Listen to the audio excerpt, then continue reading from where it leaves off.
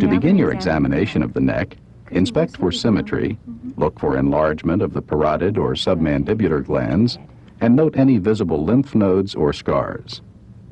If you see any masses or swellings, palpate them for size, consistency, and tenderness. Next, palpate the lymph nodes.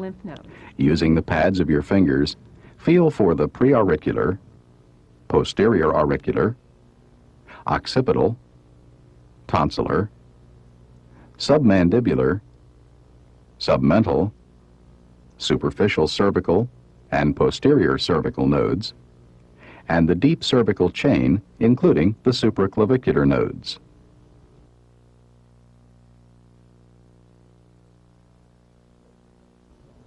Note the node's size, shape, delimitation, mobility, consistency, and any tenderness. Normally, some small, non-tender nodes may be felt. Tender nodes suggest inflammation.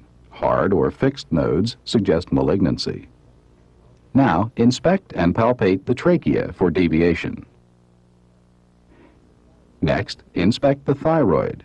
To do this, light the patient's neck tangentially from above. Now ask the patient to sip some water, extend her neck back slightly, and swallow. Swallow. Observe for upward movement of the thyroid gland, noting its contour and symmetry. Identify the thyroid cartilage, the cricoid cartilage, and the location of the thyroid gland. Now watch as the thyroid cartilage, cricoid cartilage, and thyroid gland all rise with swallowing. Watch again.